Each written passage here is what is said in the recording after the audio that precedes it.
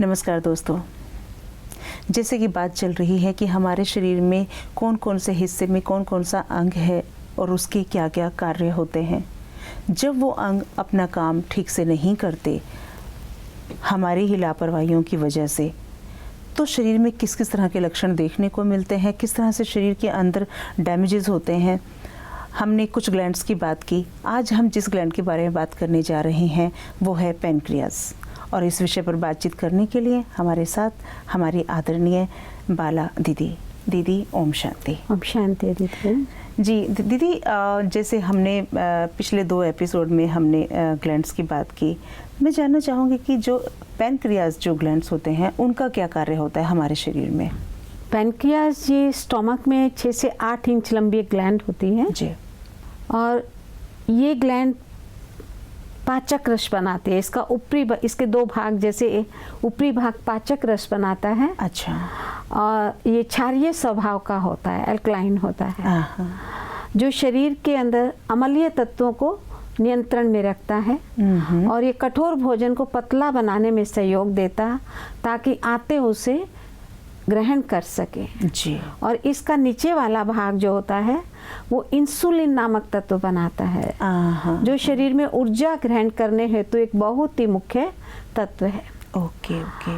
अगर insulin pancreas सही काम करता है और इंसुलिन बराबर मात्रा में बनता है तो ये जो भोजन से हमें ग्लूकोज मिलता है तो एक्स्ट्रा ग्लूकोज को लीवर जो है ग्लाइकोजन में बदलकर अपने पास रख लेता है। अच्छा। और फिर जब मांसपेशियों को इसकी ज़रूरत पड़ती है तो फिर से इसको ग्लूकोज में बदलकर मांसपेशियों तक पहुंचा देता है। अच्छा अच्छा अच्छा अच्छा। लेकिन अगर इंसुलिन की कमी हो जाती है तो उस हालत में शरीर जो है ग्लूकोज को अपने पास रख नहीं पाता और वो बाथरूम के जरिए सारा लॉस होता रहता है। तो इस प्रक्रिया को फिर क्या कहते हैं? इसी को कहते डायबिटीज हो गई है। अच्छा अच्छा। और व्यक्ति दीमक के जैसा खोखला हो जाता है। तो इंसुलिन एक बहुत ही इम्पोर्टेंट रोल अदा करता है। और अगर इंसुलिन ज़्यादा बनता है जी तो ब्लड के अंदर इसकी मात्रा कम हो जाती है, ग्लूकोज की। जी जी जी। और ऐसे में व्यक्ति को सिर दर्द होता है, भूख ज़्यादा लगती है और उसका रक्तचाप, ब्लड प्रेशर भी डाउन हो जाता है। और व्यक्ति बहकी बहकी बातें करना शुरू जी कर देता है, जिसको कहते हैं शुगर लो हो रहा है। शुगर लो हो रहा है। शुगर ज़्यादा भी नुकसानदेह है तो शुगर लो भी नुकसानदेह हो जाती है। तो इसलिए, और इसके साथ साथ कई बार शुगर लेवल इतना कम हो जाता है कि व्यक्ति, आंखें भी इससे प्रभावित होती है और व्यक्ति इस दुनिया से भी चला जाता है। इसलिए आंखों की जो कोशिकाएं होती है ना, नर्वस सिस्टम, उसको बहुत प्रभावित करता है। इसलिए कई बार देखते हैं जिसको शुगर की प्रॉब्लम होती है व्यक्ति अंधा भी हो जाता है। और कई बार तो दुनिया से भी नहीं ध्यान दो तो वो भी चला जाता है। जी जी। तो ये पैनक्रियास जो है हमारे, ये सही तरीके से कार्य करती रहे, इसके लिए हमें किस तरह का लाइफस्टाइल अपनाना चाहिए? अपने को तनाव से बचाना बहुत जरूरी है। मुझे लगता है तनाव, हाँ तनाव मुझे लगता है जितने भी ग्लैंड्स हैं सबके लिए हानिकारक है। हाँ, ये सबके लिए हानिकारक जी। तनाव तो जीवन के लिए हानिकारक है ही है। ये आयु भी कम लेकिन दीदी देखने में तो यही आता है। अगर आज आप बात करेंगे, हम में से कोई भी है, हमें लगता है अगर हमने तनाव नहीं लिया तो शायद हम अपनी ज़िंदगी को संजीदगी से नहीं ले रहे हैं। हमें लगता है तनाव ले रहे हैं तभी हम ज़िंदगी के साथ थोड़ी ईमानदारी बरत रहे हैं। तो इतना ज़्यादा तनाव हमारे ज़िंदगी का हिस्सा बन गया है, लाइफस्टाइल का हिस्सा बन गया है। देखिए, जब तनाव की बात आती है, कोई भी कार्य हमारे सामने आता है तो उसका कुछ तो प्रेशर हमें होता है जी। एक होता है पॉजिटिव स्ट्रेस और एक होता है नेगेटिव। अच्छा, स्ट्रेस भी पॉजिटिव होता है? स्ट्रेस भी पॉजिटिव होता है। यू स्ट्रेस, मुझे ये करना है और मुझे खुशी होती है। अच्छा, ठीक है ना, वहां तक तो सही होता है। लेकिन अगर ये ज़्यादा नेगेटिव की ओर जा रहा है तो फिर ये सहन नहीं होता। वर्क करना हर एक को अच्छा लगता है। अगर आप ओवरलोडेड हो जाते तो आपको वो क्या लगता है, हाँ। तो बहुत ज़्यादा स्ट्रेस फील, हम किसी को सहयोग करना चाहते हैं जी, ठीक है ना। अभी देखिए मैं एक एग्जांपल देती हूँ, हम कहीं भी हैं, मान लो हम कहीं पर भी गए हैं या घर में स्ट्रेस, कोई व्यक्ति कहता आप थोड़ी देर के लिए मेरी ये चीज़ पकड़ लीजिए, मैं अभी आ रहा हूँ 2 मिनट में जी आ रहा हूँ, बस मैं यहीं तक, मैं पानी की बोतल ही भर के ला रहा हूँ। तो ठीक है, उसने 2 मिनट कहा, आपको कुछ फीलिंग नहीं होगी, आ जाएगा। 5 मिनट हो गए, 10 मिनट हो गए, उसके बाद आपको क्या लगेगा? आपका स्ट्रेस बढ़ना बिल्कुल बढ़ेगा, हो जाएगा ना जी। और थोड़ी देर निकल जाता है तो आप एकदम टेंशन और ज़्यादा होती है। नहीं, आपको उसने कहा 2 मिनट के लिए पकड़ना, आपको कोई प्रॉब्लम नहीं है, आप खुशी खुशी उसको, भाई हमें एक दूसरे को सहयोग देना होता है, हमें भी कभी इसकी ज़रूरत पड़ सकती है, लेकिन फिर वहाँ ये पॉजिटिव कहेंगे, हमें कुछ करना है, उसके बाद हमें कुछ हासिल हो रहा, जैसे हम राजयोगी स्टूडेंट हैं सभी, है ना। तो अब हम जो भी पुरुषार्थ करते हैं, सुबह 4 बजे उठना सभी को बहुत मुश्किल लगता है, लोग भी जो उठते हैं उन्हें अच्छा भी लगता है, हाँ, लेकिन हाँ वैसे हमें मेजॉरिटी पीपल्स को हाँ थोड़ा लगता है। अगर हम नहीं उठते हैं तो हमें क्यों फीलिंग्स आती है, क्यों स्ट्रेस होता है? क्योंकि हमें सुबह 4 बजे ब्रह्म मुहूर्त में उठने की, हमें उसको इम्पोर्टेंस का पता है जी, हाँ, कि इस समय उठते हैं तो परमात्मा कहते कि तुम्हारे सब तरह के पाप में बख्शवाने वाला हो। इस समय हम आत्माओं को बाबा परमात्मा से हमें हार्मोन्स मिलते हैं, पवित्रता, सुख, शांति, जिसको बाबा कहते ऑक्सीजन तुम्हें मिलते हैं, आत्मिक एनर्जी हमको मिलती है। हम समय को अधीन कर रहे हैं, हम प्रकृति को अधीन कर रहे हैं। तो ये जो सुबह उठने का जो स्ट्रेस दुनिया में तो लोगों को बहुत होता है, लेकिन हमें अच्छा लगता है क्योंकि सुबह वही जैसे आपने बताया कि उसकी इम्पोर्टेंस आपको पता है, तो एक उससे हमें प्राप्ति होती है ना। तो जैसे हम बात कर रहे थे पैनक्रियाज की और हमें तनाव से आप कह रहे थे, तो तनाव से किस तरह और कितने हद तक ये इफेक्ट होता है? आपको अभी बताया ना, ज्यादा अगर इंसुलिन बनती है तो तनाव से कितना इफेक्ट होता है। व्यक्ति की आंखें भी खराब होती है, गुर्दे के ऊपर भी इफेक्ट आता है ना, व्यक्ति इस दुनिया से भी चला जाता है। तो इफेक्ट तो है इंसुलिन का हुआ ये, है ना, क्योंकि इंसुलिन पैनक्रियाज ही बनाता है, जी जी जी, ठीक है ना। और बहुत व्यक्ति सेंसिटिव हो जाता है, और सेंसिटिव नेचर हमेशा क्या होती है, इतना नुकसानदेह ही होती है। जी बिल्कुल, हाँ। और इसलिए तनाव को मैनेज करना बहुत जरूरी है, ताकि पैनक्रियाज सही काम करे, ताकि हम जो शुगर की बीमारी है उसको भी कंट्रोल में रख सकें। या तो बीमारी हो ही ना, अगर है तो हम उसको कंट्रोल में करें। इसलिए तनाव को हमें मैनेज करना पड़ेगा। या तो तनाव को लोग भक्ति पूजा के जरिए, अच्छे साहित्य के जरिए कंट्रोल करते हैं, हम मेडिटेशन के जरिए इसको कंट्रोल कर सकते हैं। हाँ, तो बिल्कुल। तो इस तरह से हम पैनक्रियाज को सक्रिय भी रख सकते हैं, उससे ज्यादा काम भी ले सकते हैं। तनाव में तो फिर पैनक्रियाज डैमेज हो ही जाती है, ज्यादा सारे ग्लैंड पे भी उसका असर ही आता है, और हाँ, इतना सेंसिटिव ऑर्गन है, सब ग्लैंड इससे प्रभावित, पूरी केमिकल रासायनिक सारी प्रक्रियाएं शरीर के अंदर इफेक्ट होती है। जी जी जी जी, इसलिए पैनक्रियाज एक बहुत ही इम्पोर्टेंट पार्ट है हमारी बॉडी का। जी जी। अब एक और ग्लैंड होता है जिसका नाम है पीनियल ग्लैंड, इसका क्या कार्य रहता है हमारे बॉडी में? पीनियल ग्लैंड जो है ये हमारे मस्तिष्क में पीछे की तरफ होता है, सिर में नीचे की तरफ, पीछे की तरफ होती, और ये राई के दाने के जितनी बड़ी होती है इसका आकार, जिसे वैज्ञानिक आज तक भी देख नहीं पाए हैं। अच्छा, इसको ही कहते हैं, ये ही प्रकृति की तीसरी आंख है। अच्छा, यहाँ तक कि लोग कहते हैं आत्मा का निवास भी इसी में है, मन का निवास इसी में है। ये ग्लैंड जो है पिट्यूटरी थायराइड से शरीर के और अन्य भागों तक से जुड़ी हुई है। अच्छा, अच्छा, बहुत इम्पोर्टेंट ये ग्लैंड होती है, और ये हमारे शरीर की सभी व्यवस्था और गतिविधियों का संचालन में मददगार है, सहयोग देती है। जी जी। और साथ साथ जितने भी ग्लैंड्स हैं, सभी ग्लैंड्स और उनके अवयवों को अच्छा संतुलित रखती है। हाँ। उनका विकास करने में मददगार बनती है और उनको कार्य के निर्देश देती है।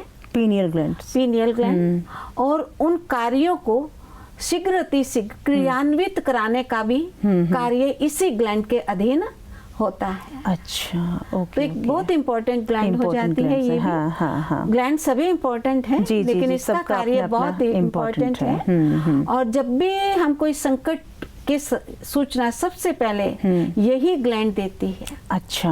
और उस संकट से बचने के लिए आवश्यक निर्देश भी यही देती है। क्या बात है। और उसको क्रियान्वित भी यही कराती है। ओके, तभी इतना इम्पोर्टेंट ग्लैंड इसको कहा जाता है। ग्लैंड है। जी। ये हमारी निर्णायक शक्ति को बहुत प्रभावित करती है। अगर ये अशक्त कब हो जाती, जब हमें ज्यादा प्रॉब्लम, विघ्न, ये सब संकट अच्छा सामने आते हैं तो बहुत कार्य करना पड़ता है। तो कई बार फिर ये सही निर्णय नहीं ले पाती। तभी कहते हैं मुझे तो कुछ समझ में नहीं आ रहा, मैं बहुत इस थक गया समय हूँ। बहुत थक गए हैं, है ना? जी ऐसा बोलते हैं। ठीक है, तो उस टाइम ये होता है कि हमारी जो ये ग्लैंड है वहाँ पे अशक्त हो गई है। बुद्धि को भी तो चाहिए ना, बात ब्रेन की है तो बुद्धि की बात, जो आत्मा की शक्ति है। जी हाँ। तो ब्रेन थकता है एक्चुअल में, आत्मा तो नहीं थकती, लेकिन ब्रेन, शरीर के बॉडी के पार्ट थकने लगते हैं, है ना?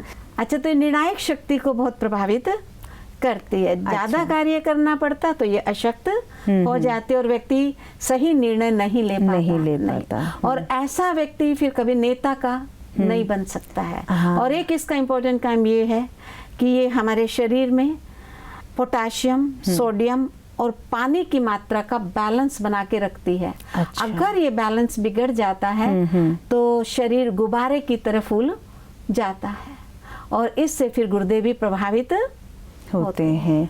तो यहाँ भी इसका यही है कि ये ठीक से काम करती रहे तो हम तनाव रहित रहें। और इसके लिए योग, मेडिटेशन बहुत जरूरी होता है। जी। जितना हमें नॉलेज कोई भी कार्य करते हैं, जितनी ज्यादा क्लियर होती है उतने हम अनुभवी होते हैं। जी। और हम तुरंत निर्णय ले सकते हैं। एक और दीदी जो ग्लैंड होता है जिसको कहते हैं कि लिम्फ, जी हाँ, इस ग्लैंड का क्या कार्य होता है? ये ग्लैंड अंतर्स्रावी तो नहीं है जी, लेकिन इसका कार्य भी बड़ा इम्पोर्टेंट है। ये शरीर में पीयू बनने से रोकती है और शरीर को विकृतियां, अगर शरीर में विकृति ज्यादा बढ़ जाती है जी, तो यही ग्लैंड उस विकृति से को दूर करती है। अच्छा। लेकिन अगर विकृति ज्यादा हो जाती तो इसको ज्यादा काम करना पड़ेगा, तो इससे ये अशक्त हो जाती है। विकृतियां माने किस तरह? ज्यादा टॉक्सिक वेस्ट अंदर में भर जाता है। हाँ। जैसे हमारी जितनी भी ये ग्लैंड्स होती है, इंटेस्टाइन है, लंग्स है, स्वेट ग्लैंड्स है, फ्री रेडिकल्स, बहुत विकृतियां जब भर जाती है तो इस ग्लैंड को बहुत काम करना पड़ता है। ओके। और ये अशक्त हो जाती है। और कैंसर से की सूचना भी सबसे पहले यही ग्लैंड हमको देती है। तो सीधा संबंध है इसका, पूरा सीधा संबंध है। और इसीलिए कहते कि आफ्टर 40 हमें बॉडी का फुल चेकअप ईयरली कराते रहना चाहिए जी।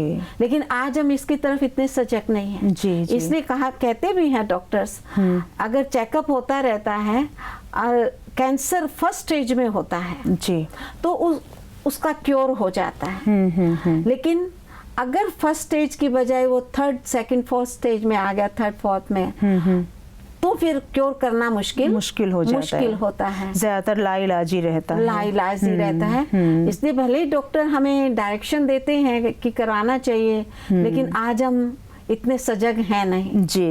इसलिए हम देखते हैं कि कैंसर की प्रॉब्लम्स भी बहुत बढ़ती जा रही हैं। यूँ तो कैंसर के और कारण भी है, हमारे खान पान भी है, रिजेंटमेंट है, असंतुष्टता, इनसे काफी साइकोलॉजिकल कारण भी है, खान पान भी है, फिर दूसरे फैक्टर है, वॉकिंग है, ये सब चीज का उसके अंदर रोल होता है। क्योंकि शरीर के अंदर से विकृति कैसे निकलेगी जी। वॉकिंग करेंगे, प्रॉपर फूड खाएंगे, अपने विचारों के ऊपर कंट्रोल करेंगे, कौन से विचार करने चाहिए, कौन से नहीं करने चाहिए, ये सब बातें रोल अदा करती है। तो ये विकृति दूर करती है और कैंसर के बारे में सूचना देती है। जी जी, तो बहुत इम्पोर्टेंट ग्लैंड, बहुत इम्पोर्टेंट। तो ये तो हमने बात की लिम्फ ग्लैंड्स के बारे में। दो और ग्लैंड्स का जिक्र अक्सर होता है, एक तो है थाइमस और एक सेक्सुअल ग्लैंड जो होता है। इन दोनों का क्या कार्य रहता है? देखिए, थाइमस ग्लैंड जो होती है जी, वो हमारे हृदय के ऊपर और गर्दन के नीचे होती है जी। ये बच्चों के लिए दाई माता का काम करती है। अच्छा। ये बच्चों के शारीरिक विकास में भी योगदान देती है, मानसिक विकास में भी, जननेंद्रियों के विकास में योगदान देती है। लेकिन जब हम बड़े हो जाते हैं, युवा अवस्था में आते हैं जी, तो इसके पिंड लुप्त हो जाते हैं। अच्छा। अगर अब भी युवा अवस्था में भी ये ग्लैंड सक्रिय रहती है तो व्यक्ति के अंदर सुस्ती आती, आलस्य आता और जड़ता आ जाती है। अच्छा अच्छा अच्छा। जननेंद्रियां उसकी उत्तेजित नहीं होती।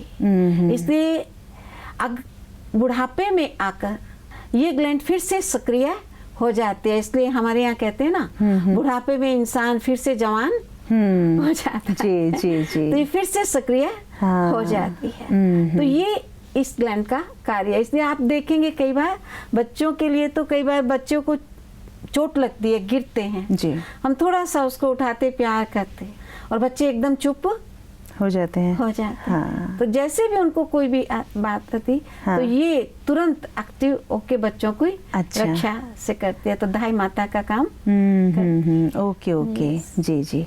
अच्छा, एक और सेक्सुअल ग्लैंड जो होता है उसका क्या कार्य रहता है? सेक्स ग्लैंड जो है, मेल फीमेल ग्लैंड दोनों ये होते।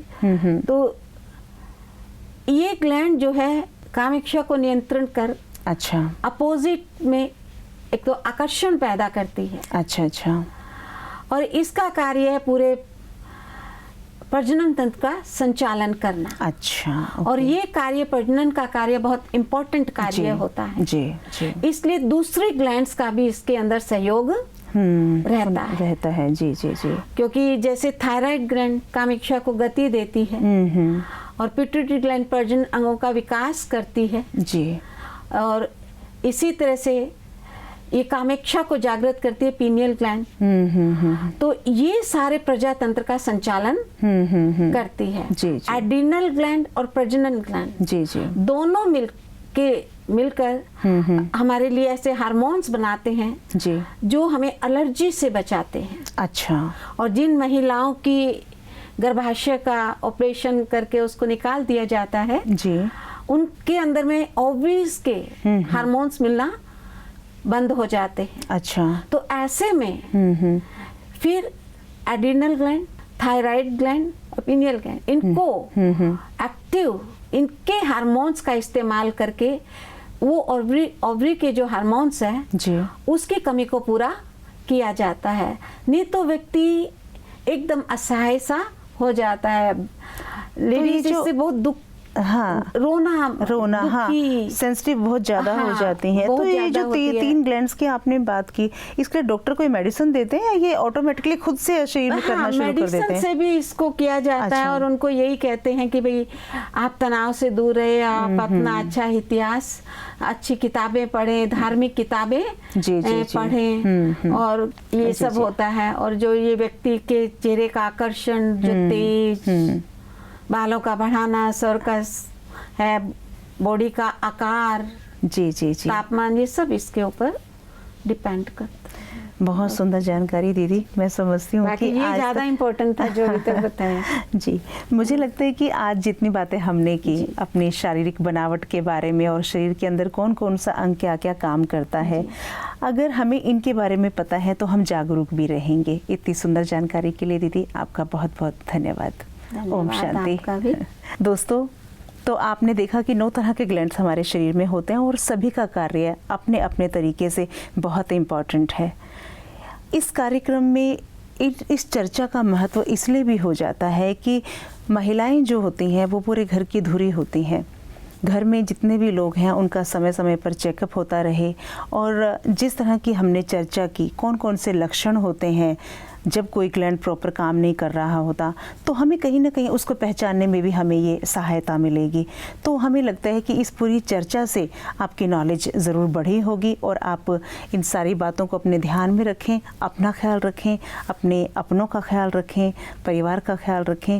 मैं समझती हूँ कि इन बातों पर चर्चा करना इसलिए भी ज़रूरी हो जाता है कि हम बाह्यमुखी बहुत ज़्यादा हो रखे हैं, अंतर्मुखी हम हैं नहीं, हम अपनी दिनचर्या के बारे में नहीं सोच रहे हैं। तो थोड़ा सा हमें स्पिरिचुअल होने की भी ज़रूरत है। हम तनाव से दूर रहें, अपनी शारीरिक बनावट को जानें और किस समय हमें किसकी ज़रूरत है ये पता होना भी हमें बहुत ज़रूरी है। तो आज इस सब चर्चा जो आज हमने आपके सामने की, इसके पीछे मेन उद्देश्य हमारा यही था।